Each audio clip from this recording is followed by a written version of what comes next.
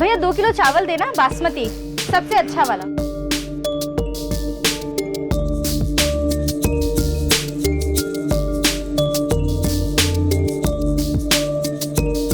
जाते कहीं नहीं आलो।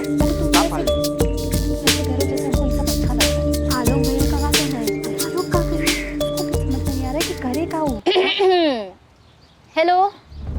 अब वैसे अगर हमारे पीठ पीछे हमारी बुराई करके पेट ना भरा हो तो हमने खाना बना दिया है। खाना खाने चले? माँ जी, पिंकी दीदी, जीजा जी चलिए ना।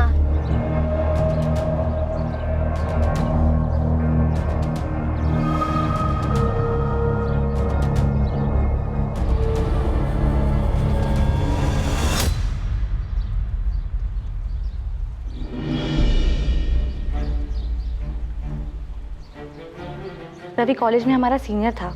हम लोग एक दूसरे को पसंद करते थे। हम सबसे छुप के एक दूसरे से मिलते थे। सिर्फ आलोक ही इस बात को जानता था। तुम हमें धोखा तो नहीं दोगे ना आलोक? सिर्फ आलोक ही था जिस पर हम भरोसा कर सकते थे।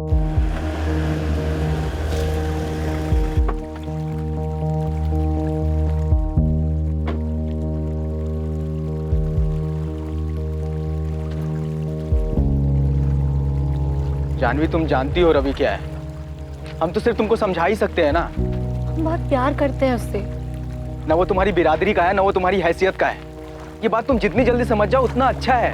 हमें फर्क नहीं पड़ता इन सब बातों से। ये जात, बिरादरी, हैसियत, ये सारी ना धक्कियानुसी बातें हैं और हम नहीं मानते इन सब में। पर तुम्हारे पापा तो मानते हैं ना, उनको तो फर्क पड़ता है ना। वो उसे कभी स्वीकार नहीं करेंगे और रवि तो ये सब झेल भी नहीं पाएगा। देखो, तुम पापा को कुछ नहीं बताओगे। तुमने हमसे वादा किया था। हम तुम्हें अपना भाई मानते हैं और इसलिए तुमको सब कुछ शेयर किया है हमने। तुम कुछ भी मानो, है तो हम नौकर ही, तुम्हारे भी और तुम्हारे पापा के भी।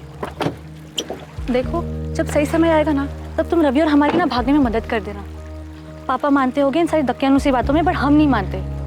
हमने रवि के साथ कहीं दूर चले जाएंगे। तुम्हें क्या लगता है तुम्हारे पापा ने सिर्फ हमें हिदायत दी है तुम पे नजर रखने के लिए?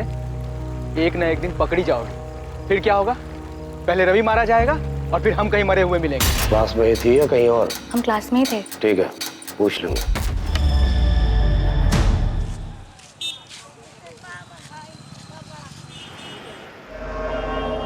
क्या ये पूछताछ आलोक पाठक के कत्ल के बारे में? अच्छा है तुम पहले ही समझ गए कि हम तुमसे और तुम्हारी पत्नी कविता से क्यों बात करना चाहते हैं।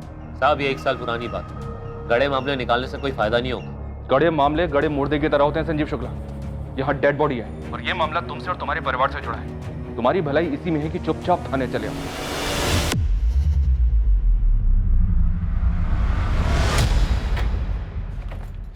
ये जो तुम और भरत मिलकर हमारे खिलाफ कर रहे हो ना, सब समझते हम। तुम्हारी साजिश कभी कामयाब नहीं होने देंगे, याद रखना। हम तुम्हारे तरह नहीं है, जो करते हैं सामने से करते हैं। क्या मतलब? क्या किए हम? रात के अंधेरे में गोली चलवाई ना, कायरों की तरह।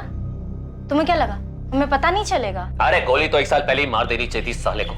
तुम में क्या है इतनी हिम्मत? तुम तो छुपकर वार करते हो, गीदड़ों की तरह। तुमको अगर लगता कि हमें इसमें फंसाकर तुम खुद बार रंगरलियां मनाओगी तो एक बात याद रखना, हम इसमें फंसे ना तुम्हें भी फंसाएंगे।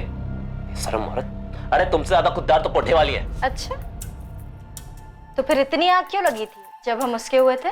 असल में कविता वाला माजरा क्या है सुमन जी, जिसके बारे में आपने हमें बताना जरूरी नहीं समझा? ये मामला तो कब का खत्म हो गया था साहब, तो बताने का फायदा क्या होता? हम लोग तो भूल भी गए थे ये बात को और आगे बढ़ गए थे। सुमन जी, मामला खत्म भी हो गया था तो ये तमाशा, ये बखेड़ा खड़ा कहां से हुआ था? हमको नहीं पता कि आलोक और कविता कहाँ मिले। उन दोनों के बीच कुछ चल भी रहा है इसकी भनक भी नहीं थी हमको साहब। वो तो एक दिन कविता अचानक आ धमकी घर पर। अरे हम तो भूल ही गए। प्रणाम। हम जानते हैं आप हमारी सासू माँ है। अब हम यहीं रहेंगे इसी घर में अपने पति आलोक जी के साथ।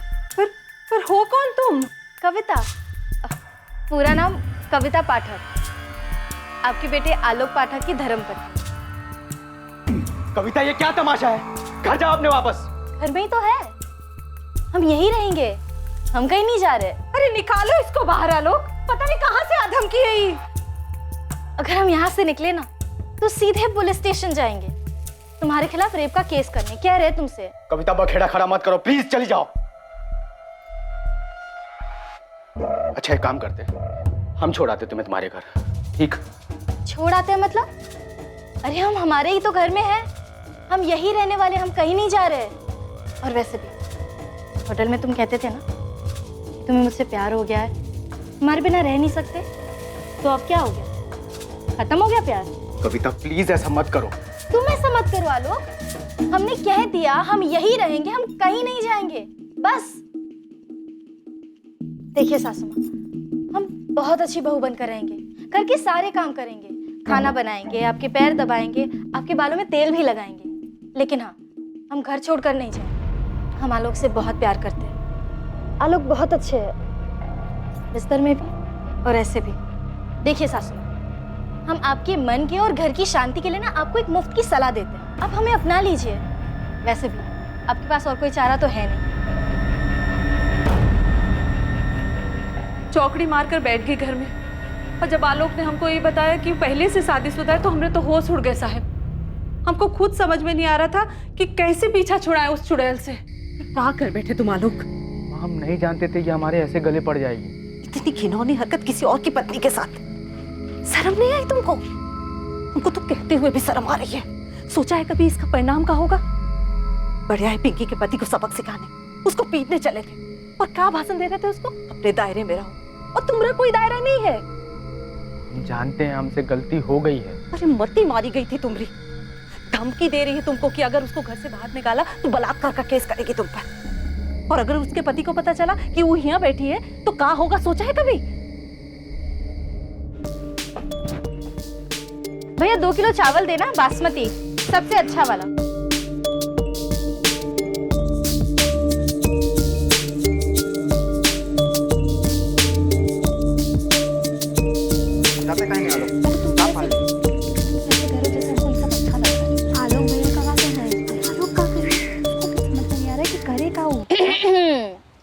हेलो, अब वैसे अगर हमारे पीठ पीछे हमारी बुराई करके पेट ना भरा हो तो हमने खाना बना दिया है। खाना खाने चले? माँ जी, पिंकी दीदी, जीजा जी, चलिए ना। ये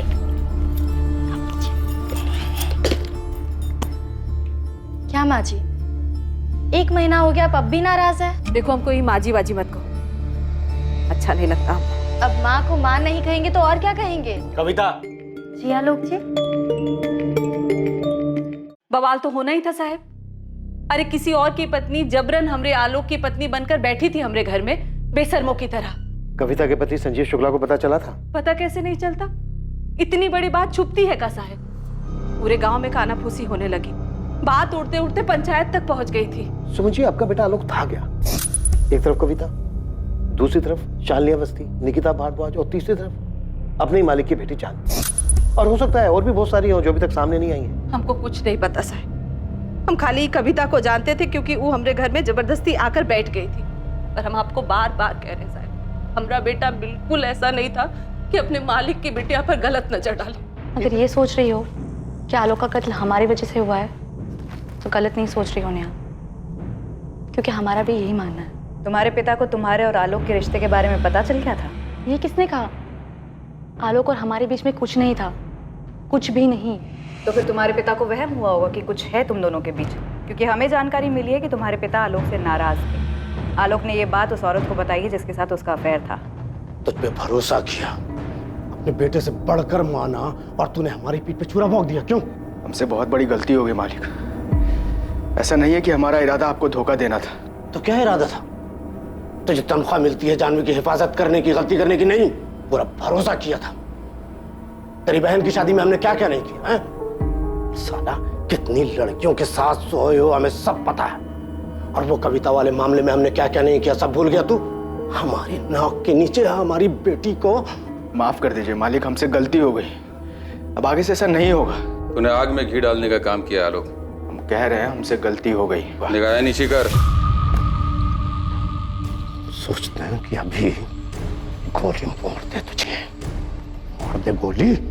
औकात पता है तुझे तेरी अपनी?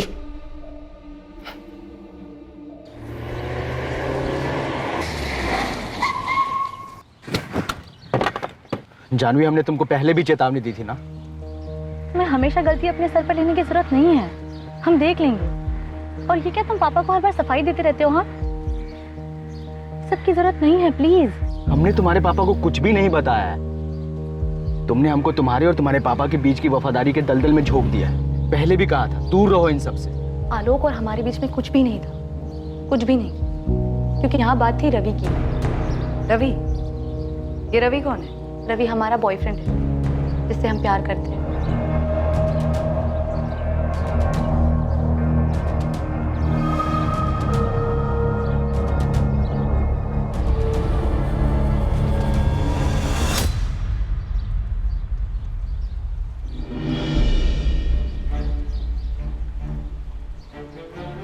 रवि कॉलेज में हमारा सीनियर था। हम लोग एक दूसरे को पसंद करते थे। हम सबसे छुप के एक दूसरे से मिलते थे। सिर्फ आलोक ही इस बात को जानता था। तुम हमें धोखा तो नहीं दोगे ना आलोक? सिर्फ आलोक ही था जिस पर हम भरोसा कर सकते थे।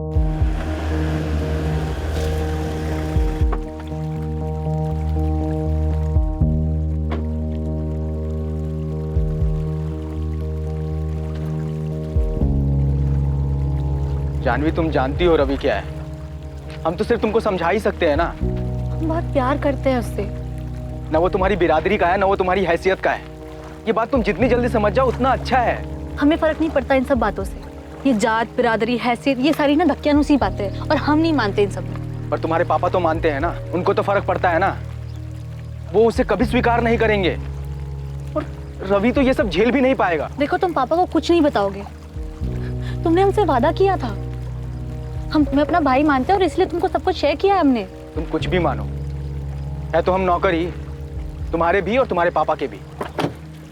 देखो, जब सही समय आएगा ना, तब तुम रवि और हमारी ना भागने में मदद कर देना। पापा मानते होंगे इन सारी धक्कियानुसी बातों में, पर हम नहीं मानते। हमने रवि के साथ कहीं दूर चले जाएंगे। तुम्हें क्या लगता है तुम्हारे पापा ने सिर्फ हमें हिदायत दी है तुम पे नजर रखने के लिए? एक न एक दिन पकड़ी जाओगे। फिर क्या होगा?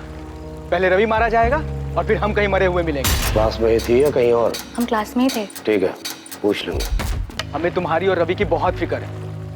रवि बिल्कुल हमारे जैसा है, गरीब। उसके ऊपर ही परिवार की बहुत सारी जिम्मेदारियां हैं और वो सबसे भागकर सिर्फ तुम्हारे पीछे लगा हुआ। 23 का है, 24 देख भी नहीं पाएगा वो, और इसकी जिम्मेदार तुम होगी। तुम तो जानती हो ना अपने पापा को। फिर मदद करो हमारी भागने में। कहाँ जाओगी भाग के? तुम्हारी किस्मत में ना बड़े घर में पैदा होना लिखा है, वहां से निकल पाना नहीं। और मान लो तुम भाग भी गई तो आज नहीं तो कल पकड़ी जाओगी। रवि को वो लोग स्वीकार नहीं करेंगे। छोड़ दो रवि को, उसकी जान बच जाएगी। तुम तो किसी न किसी तरह जी लोगी और तुम्हारे घर वाले रवि को जीने लायक भी नहीं छोड़ेंगे। रवि कहाँ है? हमें नहीं पता। आलोक ने हमसे कहा था कि उसने हमारे पापा को कुछ नहीं बताया, पर लगभग 1 महीने बाद ही रवि का कुछ पता ही नहीं था। हमें खुद आलोक से पता चला था कि रवि अपने परिवार के साथ कहीं चला गया है। तो क्या तुम्हारे पिता ने रवि को मरवाया? हमें नहीं पता, हम ये सब नहीं जानते। हम बस इतना जानते हैं कि हमारे पापा को पता चल गया था कि आलोक हम दोनों के रिश्ते के बारे में जानता था। आलोक हमें कभी धोखा नहीं दे, वो तो बस अपना वादा निभा रहा था। और रही बात हमारे और आलोक के रिश्ते की, तो हम सिर्फ अच्छे दोस्त थे। हमारे इतने करीब रहकर भी हमेशा हमसे दूरी बनाए रखता था। उस दिन जब हमें छोड़ने आया रात को, उस वक्त पापा ने जिस अंदाज से हमें कहा पूछ लेंगे, तब हमें लगा कि कुछ तो गड़बड़ है। शायद उस वक्त तक पापा ये तय कर चुके थे कि वो आलोक को मार देंगे। माँ जी, रवि जानवी बीवी की जिंदगी से हमेशा के लिए चला जाएगा, लेकिन हमें सावधान रहना होगा। रवि के जाने का ये कतई मतलब नहीं कि कोई दूसरा रवि जानवी बीवी की जिंदगी में नहीं आ सकता। आप उस आलोक के लिए कुछ ज्यादा ही भावुक हो रहे हैं। मानते हैं उसको औलाद से ज्यादा आप सम्मान दिए, प्यार दिए, लेकिन है तो वो नौकरी ना। भाई जी, माफ कर देने वाली गलती नहीं है उसकी, दंडनीय अपराध है। और मान लीजिए अगर हम लोग माफ कर दें, क्या गारंटी है कि दोबारा ऐसा नहीं करेगा वो? अगर दांत में कीड़ा लग जाए तो दांत को उखाड़ देने में भलाई है, इससे कम से कम दूसरा दांत तो सुरक्षित रहेगा। नौकर को बगल में बिठाने का सम्मान देख लिए आप। आलोक को मारना पड़ेगा, अब वो भरोसे लायक नहीं रहा। जानवी खुद चलकर पुलिस को सारी सच्चाई बताने सामने आई, लेकिन जो जानवी ने कहा क्या वही सच था? क्या वैसा ही हुआ था जैसा जानवी ने बताया? सर, अब इस प्रहलाद चौधरी से बात करनी चाहिए। उसने तो फोन करके खुद कहा है कि वो हमसे बात करने के लिए तैयार है। सर, वो मनगढ़ंत कहानियां सुनाएगा।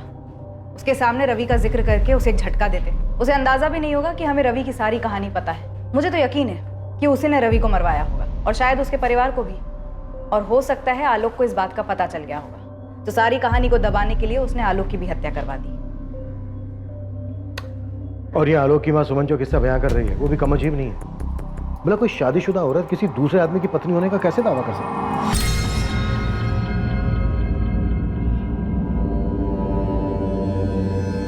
एक मुर्दे के पीछे इतने गड़े मुर्दे उखड़ रहे हैं, एक आदमी का कत्ल होता है और उसके पीछे इतनी सारी कहानियां।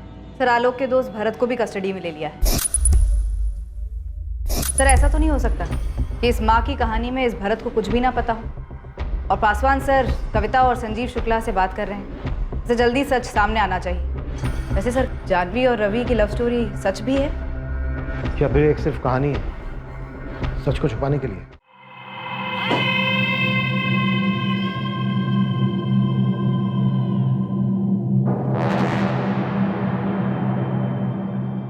अरे हम जब कहे कि हम खुद आते हैं तुम्हारे पास इंस्पेक्टर, तो तुमने मना कर दिया।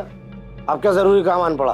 हाँ, क्योंकि अचानक ही एक रात को आपके सबसे चहेते वफादार मुलाजिम आलोक की हत्या हो गई।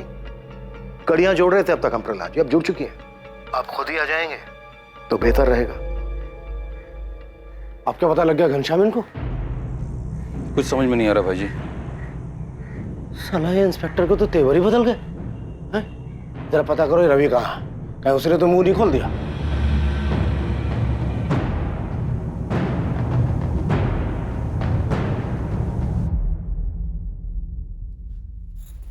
अम्मा, पुलिस बबलू से पूछताछ कर रही है कविता के बारे में, और ये भी पूछा कि पहले क्यों नहीं बताया उसके बारे में। तुमने भी तो कुछ कहा नहीं पुलिस वालों से जब तक वो सामने से नहीं पूछे तुमको। अम्मा, जब कविता यहाँ थी तब तुम उसके पति संजीव शुक्ला को खबर भिजवाई थी कि वो यहाँ इस घर में रह रही है। सीधे सीधे काहे नहीं कहते कि तुमको लगने लगा है कि आलोक की हत्या में हमारा हाथ है। हम मरवाएंगे अपने बेटा को, अपने आलोक को। हवलदार साहब, अरे हमें जाने दीजिए यहाँ से। नहीं मारेंगे हम अपने दोस्त के हत्यारे को। और कैसे मारेंगे? गन तो आप लोगों ने ले लिया। जब तक साहब नहीं कहेंगे ना तुम यहाँ से कहीं नहीं जा सकते। अरे तो साहब से पूछिए।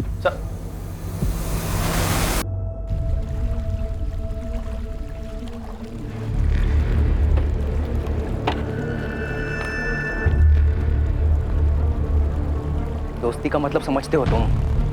इतना समझते हैं कि संजीव शुक्ला को हम संभाले। जान लेना चाहता था तुम्हारी, मुआवजे की रकम कम करवाए, वरना जो तुम कविता के साथ कर रहे थे ना, भगवान भी उसके लिए तुमको माफ नहीं करेगा। तुम क्या कर रहे हो?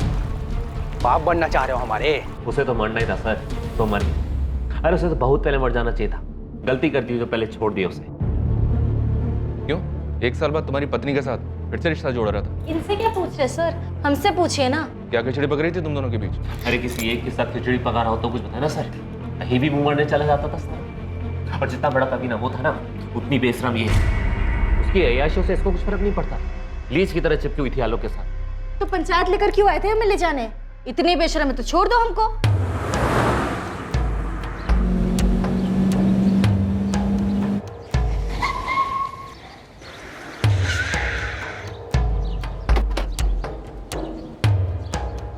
कौन है आप लोग? अरे कविता को बुलाई ना है। कविता, कविता चलो। ए, नौटंकी कम करो। हाँ, सामान बांधो, निकलो यहाँ से। तुमको ऐसा सबक सिखाएंगे ना। चल सामान उठाओ, चलो। चलाओ गोली, हमको तुम्हारी बंदूक से डर नहीं लगता। कविता, चुपचाप जाओ यहाँ से। तुम्हारा पति तुमको लेने आया है। हाँ माँ जी, वाह, अब समझे हम। ये आप सबकी मिली भगत है हमें इस घर से निकालने के लिए। कविता निकलो यहाँ से, बहुत हुआ तुमरा। कविता चुपचाप सामान उठाओ, चलो। देखिए, हम यहाँ अपनी मर्जी से आए हैं। आलोक ने हमारे साथ कोई जबरदस्ती नहीं की, और जबरदस्ती हमें यहाँ से कोई निकाल भी नहीं सकता। ये हमारी बीवी है और ये साला कमीनों से भगा लाया है। हम भगा के नहीं लाए, वो अपनी मर्जी से आई है। वही तो हम कह रहे हैं, हम खुद यहाँ अपनी मर्जी से आए हैं। राम जी, राधेश्याम जी, मजनू खेड़ा के सरपंच होने के नाते हम आप लोग से विनती करते हैं कि आप लोगों को इस औरत को पंसोली गांव में नहीं रहने देना चाहिए, क्योंकि संजीव शुक्ला की ब्याहता पत्नी है और अवैध तरीके से आलोक ने इसे भगाकर अपने घर में रखा हुआ, जो कि बहुत ही गलत बात है। सुमन, आलोक, बड़ी शर्मनाक बात है, किसी की ब्याहता पत्नी को तुम लोगों ने 2 महीने से अपने घर में रखा हुआ है। अरे इसमें हमारी मर्जी नहीं है राम भैया, इसको तो वापस जाना ही होगा। हाँ, और हम किसी की बात सुन लेंगे ना, हम यहाँ से कहीं नहीं जाएंगे और ये हमारी मर्जी है। नहीं चलेगी तुम्हारी मर्जी। हर संबंध की एक मर्यादा होती है। तुम अपनी पति पत्नी के संबंध का सम्मान करो। अगर आज ये हमारे साथ घर नहीं चली तो आलोक और उसके पूरे खानदान को खत्म करते क्या बता रहे? ए संजीव शुक्ला, बंदूक हमारे पास भी और गोली भी। हमारे परिवार की तरफ नजर उठाने की कोशिश भी मत करना। साला तुम्हारी तो ऐसे ही तैसे साले हैं। अगर आज कविता हमारे साथ घर नहीं चली है तो हम इसको यही खत्म कर देंगे। संजीव शुक्ला, तुमको अपनी पत्नी के साथ जो करना है करो, लेकिन हमारे बेटे की तरफ आंख उठा के मत देखना। चलाओ चलाओ, गोली चलाओ। नहीं, अंदर करो। कविता शुक्ला कविता पाठक कैसे हो सकती है? संजीव शुक्ला की ब्याहता है ये, और इसी के साथ तुम्हें लौटना होगा। और हाँ, आलोक पाठक को लिखित में देना होगा कि अब उसका संजीव शुक्ला की पत्नी के साथ कोई वास्ता नहीं है और ना ही वो कभी उसे मिलने की कोशिश करेगा। हाँ, आलोक पाठक और उसकी मां सुमन पाठक ने भी मर्यादा का उल्लंघन किया है, विवाह की पवित्र परंपरा का अपमान किया है, एक औरत को अपने घर में रखा, ये जानते हुए भी कि वो संजीव शुक्ला की ब्याहता है। इसने हमको धमकी दी थी कि हमारे बेटे को बलात्कार के केस में फंसा देगी। हाँ, तो ये बात उस वक्त तुम्हें सबके सामने आकर पंचायत को बतानी चाहिए थी। उस वक्त क्यों नहीं बताई तुमने? फरजाने के तौर पर आलोक पाठक संजीव शुक्ला को 2 लाख रुपया देंगे और साथ में लिखित माफीनामा भी। और अगर हम कहें कि हम संजीव शुक्ला के साथ नहीं जाना चाहते तो? इसमें हम कुछ नहीं कर सकते। अपने माता पिता से बात करो, कानून का दरवाजा खटखटाओ। पंचायत आपसी मामले निपटाती है, कानूनी नहीं। नहीं, हम इतनी बड़ी रकम नहीं दे सकते, हमारी हैसियत ही नहीं है इतनी, हमारे बेटे की आमदनी नहीं है इतनी। सरपंच जी, ये तो जाती है। अरे तो बहुत मामूली सजा है, अभी चुपचाप हमें हजारे के पैसे दो और हमारी बीवी का पीछा छोड़ो, समझे? ये मामला सुलझ गया है। आलोक पाठक संजीव शुक्ला को जो 2 लाख रुपया नहीं दे पाते तो हम पंचायत की ओर से और भी कड़ी सजा सुनाएंगे। पंचायत स्थगित की जाती है, बस। कविता चले जाओ, हम तुमसे कह नहीं रहे हैं, विनती कर रहे हैं। डर गया आलोक? माँ को इतनी तकलीफ में नहीं देख सकते और हमें तकलीफ में देख सकते हो?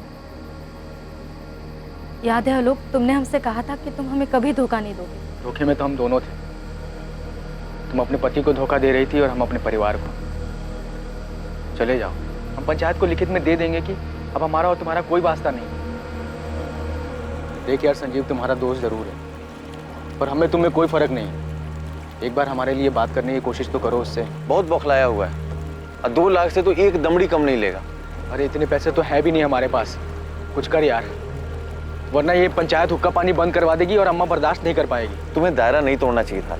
अब तो हो गई ना गलती, टूट गया दायरा, अब क्या? अब पता नहीं, संजीव तो वैसे मानेगा नहीं, लेकिन बात करके देखते हैं। देखा लो, हम तेरी हालत समझते हैं। इसमें कविता की भी कोई गलती नहीं है, वो भी तुमसे प्यार करती है। अब शादीशुदा है तो उसमें उसकी क्या गलती है?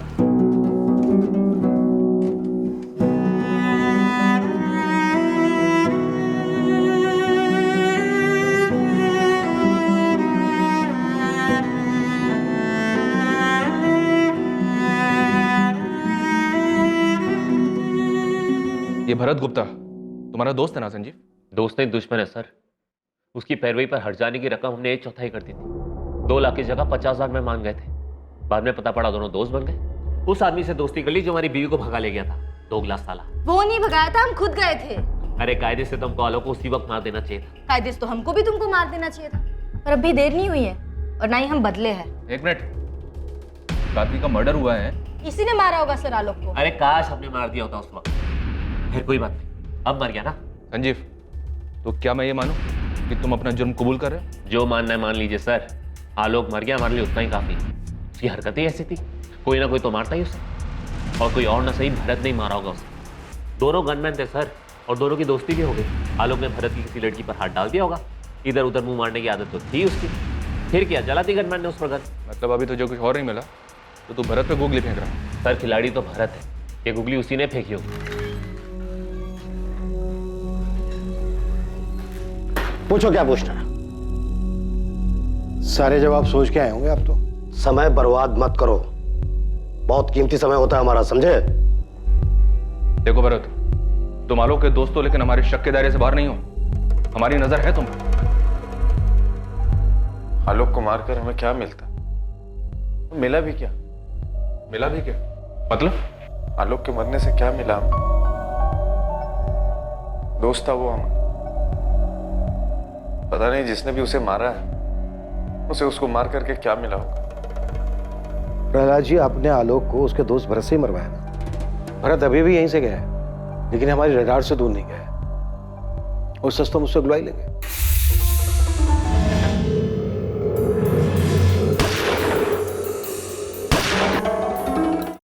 यही हुआ था, है ना? नौटंकी कर रहे हो तुम। हमको पहले ही दिन से मालूम है कि आलोक को किसने मारा। हमसे पूछो तुम। खुद आके बता देते प्रहलाद जी कि किसने मारा है आलोक को। और वैसे भी अभी भी कोई देर नहीं हुई है, आप बता दीजिए। आपकी गुगली फेंकने का इंतजार कर रहा हूं मैं। ऐसी की तैसी गुगली की, हमें बाउंसर पे बाउंसर दिए जा रहे हो। हमारा नाम जबरदस्ती घसीट रहे ऐसे मामले में जिससे हमारा कोई लेने का देना नहीं है। और ये साला इंटरनेट लोग थू कर रहे हैं कि प्रहलाद चौधरी का हाथ है इस केस में।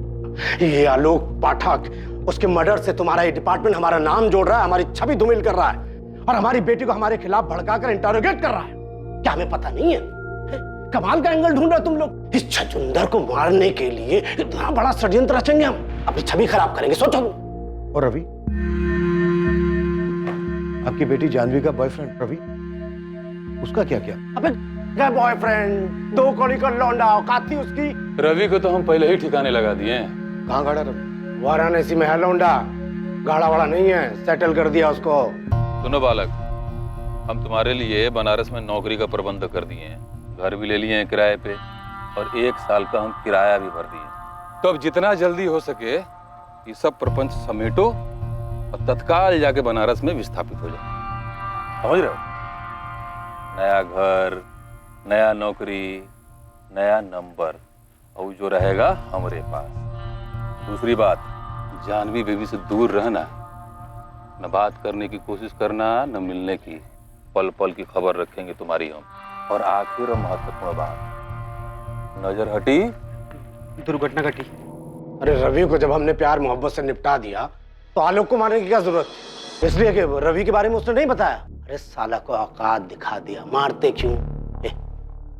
इसने कहा था घनश्याम ने कि मार दो साले को। हम बोले भाई जी को, लड़का दगाबाज है, आप सपोले को दूध पिला रहे हो, आज नहीं तो कल डसेगा। लेकिन भाई जी दयालु हृदय वाले, बोले मत मारो, जाने दो। इंस्पेक्टर, लड़का बुरा नहीं था आलोक, हम जानते हैं। इमोशन में आके हमारी लड़की का साथ दे गया। अभी आपने कहा था कि आपको पहले दिन से ये बात मालूम थी कि आलोक को किसने मारा है। जानना चाहोगे? बिल्कुल। रवि ने मारा आलोक को। गुगली नहीं है, हमारी बेटी जानवी। क्या करे, खून तो हमारा ही है ना। उसी ने प्लान किया होगा और करवाया होगा रवि से। सोचो, रवि को उकसाकर आलोक का मर्डर करवाया और आपके शक के घेरे में आ गए हम। आप लोग तो बड़ा कह रहे थे ना कि जानवी से बात करनी है, जानवी से बात करनी है। जानवी खुद आई थी चल के आपके पास और रवि की कहानी सुना के आपसे सहानुभूति ले ली और हमें बना दिया विलन, जो आपकी नजर में हम पहले से ही। असल में ये जानवी की चाल थी, हमारा पत्ता साफ करके वो रवि के साथ धो लेती। इतना सीरियस होने की जरूरत नहीं है इंस्पेक्टर। ये था गुगली, असली वाला गुगली जो हमने जानबूझ के फेंका। तुम लोग हवा में तीर फेंक रहे हो, असली मुजरिम से दूर कहीं और भटक रहे हो। हैं? मेरा और मेरी बेटी का इस मर्डर से कोई सरोकार नहीं है। चले। कमाल भाई, तो आपने तो पहले ही दिया उन लोगों को। क्या कहानी सुनाई, प्राउड ऑफ यू। ज्यादा प्राउड फील मत करो, जरा पता करो ये कहानी सच ना हो जाए।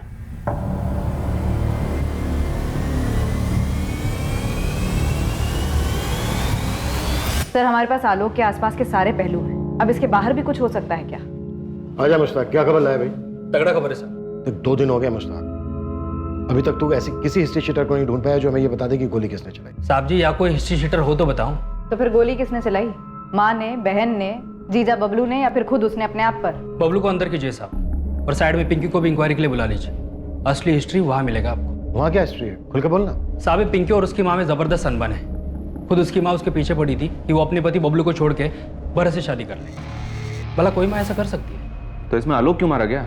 हो सकता है साहब कि आलोक इस बात के खिलाफ।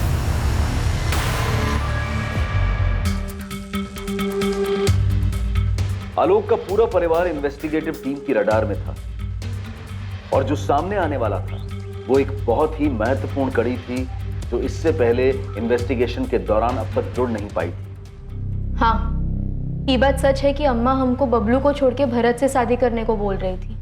तुम्हारी माँ ने ऐसा क्यों कहा? क्योंकि बबलू हमारे साथ मारपीट करता था और हम ये भी सुने थे कि बाहर जाके वो दूसरी औरतों के साथ काका करता है। ये बात आलोक भैया जानते थे, वही बताया हमको। साहब, पिंकी अगर हमको छोड़ के भरत से शादी कर भी लेती तो हम थोड़ी जिंदगी बैठ के रोना रोते। लेकिन ये बात तुझे पता थी कि पिंकी की माँ से ये कह रही थी? हाँ पता थी, हमको लगा आलोक चढ़ाया होगा, और हम क्या करते? और पिंकी जाती तो भी नहीं रोकती, वो खुद ही जाने को तैयार नहीं थी। हाँ, लेकिन हम बबलू को नहीं छोड़ना चाहते थे, हम प्यार करते हैं उससे, इसीलिए हमने अम्मा से भी साफ साफ कह दिया था कि हमारे साथ ये फालतू बातें ना करें। अम्मा, आज के बाद ना इस घर में कदम भी नहीं रखेंगे, देख लेना तुम। आज ही कह देते हैं बबलू से कि बम्बई चले, हमें रहना ही नहीं है बंसोली में। बबलू तुम्हारे लिए ठीक लड़का नहीं है, और ना पहले कभी था। ऐसे लड़के से शादी करने से अच्छा है कि तुम बिन ब्याह ही रह जाते। अरे तुम काहे हमारी शादी तुड़वाने के पीछे पड़ी हो? हाँ, जब हमको कोई दिक्कत नहीं है बबलू से तो तुमको क्या परेशानी है? और ये क्या भरत भरत लगा रखा है तुमने? क्योंकि भरत एक अच्छा लड़का है, ईमानदार है, जिम्मेदार है, तुम्हारे आलोक भैया की तरह। आलोक भैया कितने जिम्मेदार है और कितने नहीं, तुम भी जानती हो और हम भी जानते हैं, समझी? बबलू को नसीहत देते हैं कि दायरे में रहे, और खुद के दायरों का इसीलिए आज वो कविता सर पे चढ़ के नाच रही है उनके। ठीक है, जब ये बबलू तुमको घर से निकाल देगा ना, तो रोती हुई हमरे चौखट पर मत आना। ये बात हमने भैया को भी बताई थी, उनको भी बुरा लगा था, पर उन्होंने कहा कि तुम चिंता मत करो, हम खुद जाके भरत से बात करेंगे। तो फिर आलोक ने भरत से बात की? हाँ सर, आलोक ने हमसे इस बारे में बात की थी। और तुमने ये बात हमें बताना जरूरी नहीं समझा? सर, पहली बात कि हमको ये पता नहीं था कि इस बात को लेकर के आलोक की हत्या हुई, और दूसरी बात, आंटी जी को ये लग रहा था कि हम उनकी बेटी पिंकी से शादी करें, और इस बात का भी हमको खबर नहीं, क्योंकि आंटी जी ने हमसे कभी पूछा नहीं ना। तुम क्या कर रहे हो? बाप बनना चाह रहे हो हमारे? कहाँ नाम शनाब बक रहे हो बे? हमारी बहन से दूर रहो, तुम भरत बता रहे हो तुमको। बहन से दूर रहे? हम कब गए पास तुम्हारी बहन के? तो अम्मा का जिद लगा के बैठी है कि उसकी शादी बबलू से तुड़वा कर तुमसे करवा दी जाए।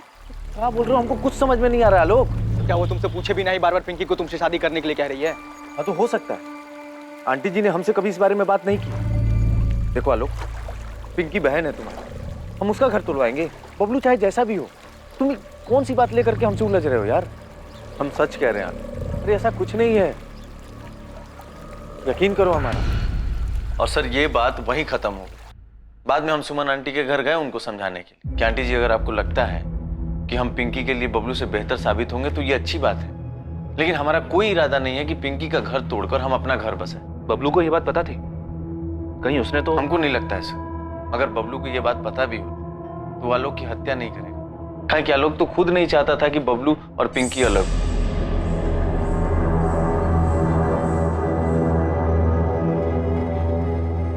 बबलू, आलोक भैया ना अम्मा से झगड़े होंगे और उनसे कहा होगा कि हमारे जिंदगी में दखल अंदाजी ना करें।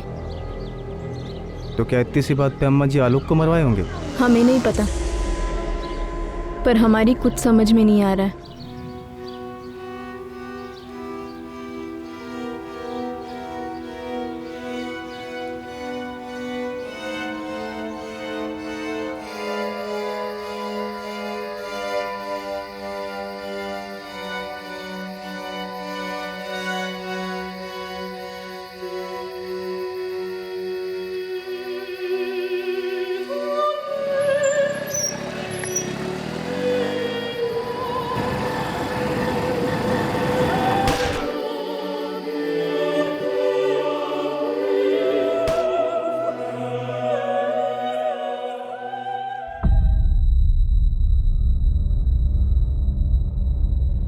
पिछले 4 महीने से भरत ने आलोक को कोई कॉल नहीं किया। और इसके पहले लगभग ये लोग हर रोज बात करते थे। अच्छा, जब हमने आलोक के कॉल रिकॉर्ड्स निकाले थे तो उसमें भरत का कोई अता पता नहीं था, राइट?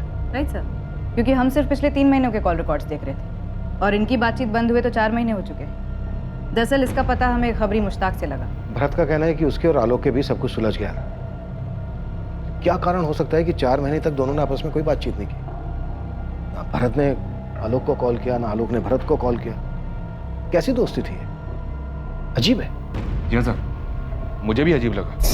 बस ये बात वहीं खत्म हो गई। हालांकि हम बाद में गए आंटी जी से मिलने के लिए उनके घर। हमने उनको समझाया कि आंटी जी, अगर आपको लगता है कि हम पिंकी के लिए बबलू से बेहतर साबित होंगे तो ये अच्छी बात है, लेकिन हमारा कोई इरादा नहीं है कि पिंकी का घर तोड़कर हम अपना घर बसाएं। भरत और आलोक के बीच कभी कुछ सुलझा ही नहीं था। शिव भरत ही आलोक का कातिल है। भरत और संजीव दोस्त थे। इसका जानवी से तो कोई लेना देना नहीं हो सकता, शायद कविता से हो सकता है। इनको जम के तोड़ते हैं सर, बहुत हो गया घूमना घुमाना।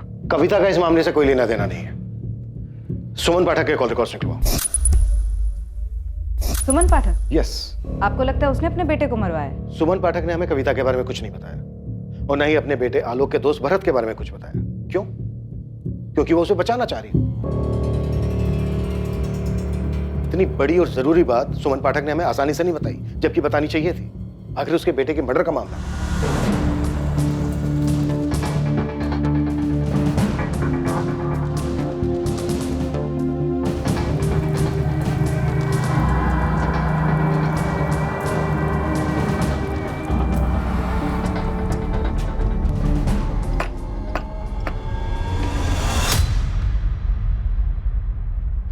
मर गया वो।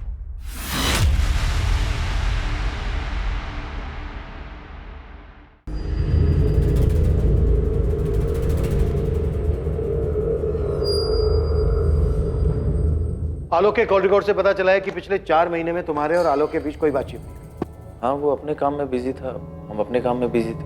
आलोक की मां सुमन पाठक के कॉल रिकॉर्ड्स भी यही कहते हैं। उनके और तुम्हारे बीच भी 4 महीने कोई बातचीत नहीं। वो तो बिजी नहीं थे। अजीब है ना? अब ये बिल्कुल मत कहना कि बातचीत का सिलसिला टूट गया था। भरत पिंकी को लेकर तुम्हारे और आलोक के बीच सब कुछ सुलझ गया था, ये तुम्ही ने कहा था ना। अब पहेलियां मत बुझा, सीधा मुद्दे पे आया। 4 महीने तक कोई बातचीत, फिर अचानक 12 जून को 9:45 पर मैसेज जाता है पहला। 9:45 से 10:05 तक 4 मैसेज जाते हैं तुम्हारे फोन से सुमन पाठक के फोन पर, और 4 ही मैसेज सुमन पाठक के फोन से तुम्हारे फोन पर आते हैं। हम हत्यारे और उसके मकसद को हर जगह तलाशते रहे, और वो तो हमारे सामने था।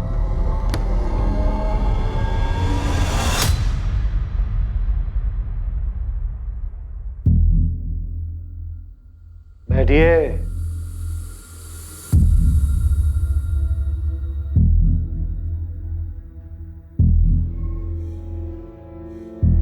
भरत आलोक का मर्डर तूने ही किया है, ये पता है, और शायद मुझे मोटिव भी मालूम है, लेकिन ये बात मैं तुम दोनों के मुंह से सुनना चाहता हूं।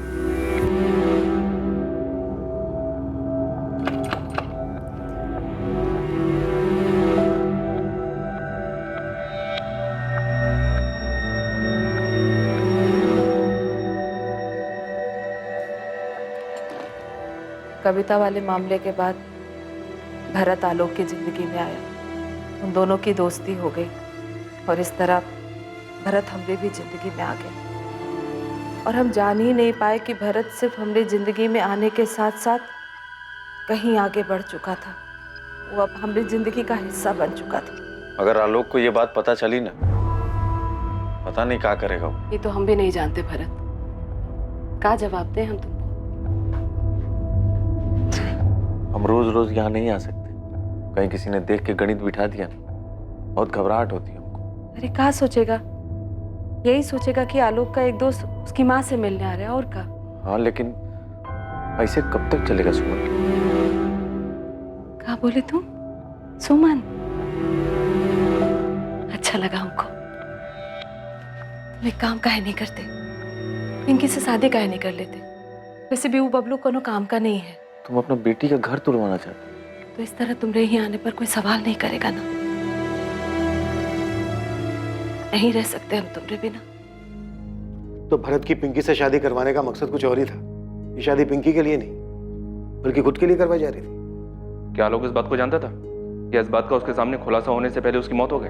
आलोक जान चुका था, वो इस बात से अच्छी तरह वाकिफ था। आलोक को इस बात का अंदाजा हो गया था कि हम भरत और पिंकी की शादी पर इतना जोर काहे दे रहे हैं।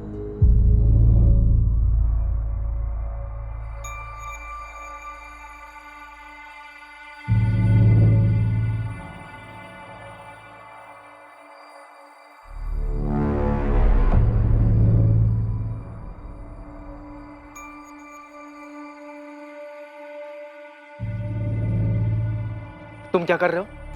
बाप बनना चाह रहे हो हमारे? कहाँ नाप शनाप बक रहे हो बे? साले रोज दोपहर को तेरी बाइक हमारे घर के आगे खड़ी रहती है। हमारी हिम्मत नहीं होती खिड़की से अंदर झांकने की, काहे कि हमारी अम्मा है, वो हमारी अपनी एक मर्यादा है। तो इसका मतलब ये नहीं कि हमको पता नहीं अंदर क्या चल रहा है। हमारी और हमारी अम्मा की जिंदगी से दूर चले जाओ, नहीं तो साले हम जेल चले जाएंगे, फांसी पे चढ़ जाएंगे, लेकिन तुमको जिंदा नहीं छोड़ेंगे। चले जा। आजा, ये अपनी शक्ल भी मत दिखाना और हमारी अम्मा की शक्ल देखने की कोशिश भी मत करना, आया समझ? समझ गए।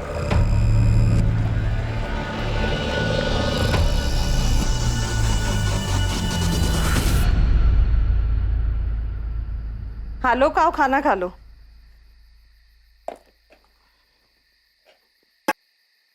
आलोक आओ खाना खा लो बेटा। हम जानते हैं तुम भरत और पिंकी की शादी पर इतना जोर काहे दे रही थी। तुमको जरा भी शर्म नहीं आई? अपने बेटे की उम्र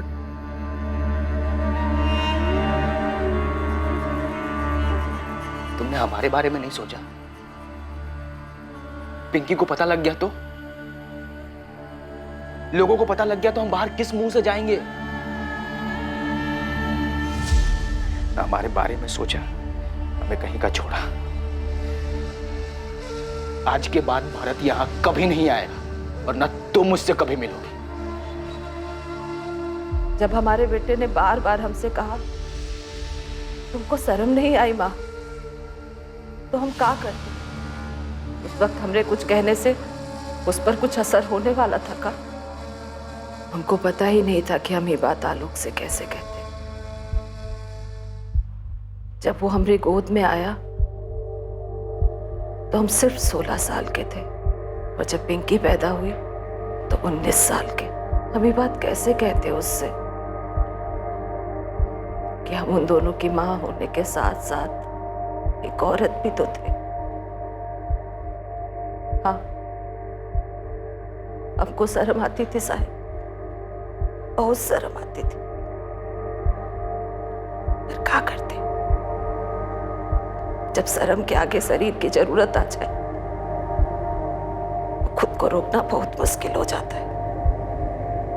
हमने अपने अंदर की नैतिकता की हत्या कर दी थी, पर चाहते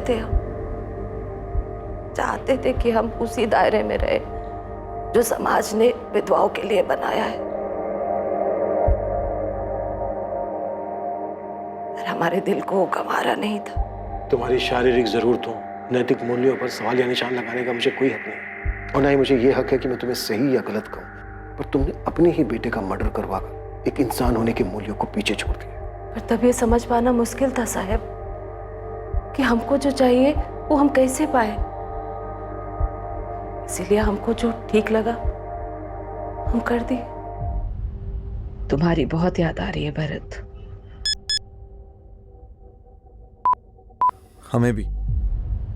तुम्हें देखने का मन कर रहा है। आलोक या तो हमें मार डालेगा या तुम्हें।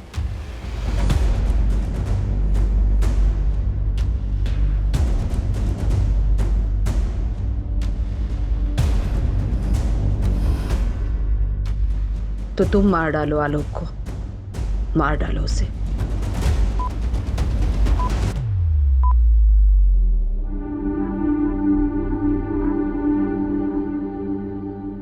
जुर्म के पीछे का मकसद और जुर्म को अंजाम देने वाले नाम ने ना सिर्फ आलोक की बहन पिंकी को सदमे में डाल दिया, बल्कि इस बात ने इस केस से जुड़े सभी संदिग्ध लोगों को भी झटका दिया। हर उस इंसान को जो आलोक की हत्या के मामले में पुलिस की रडार में था। हर वो औरत जिसका कभी ना कभी आलोक से अफेयर रहा हो, या फिर रेनू जिसने ये दावा किया था कि आलोक ने उसे 2 अमीर लड़कों के चंगुल से बचाया था और इसलिए उन्होंने आलोक की हत्या कर दी। सभी इस खुलासे से बेहद हैरान थे।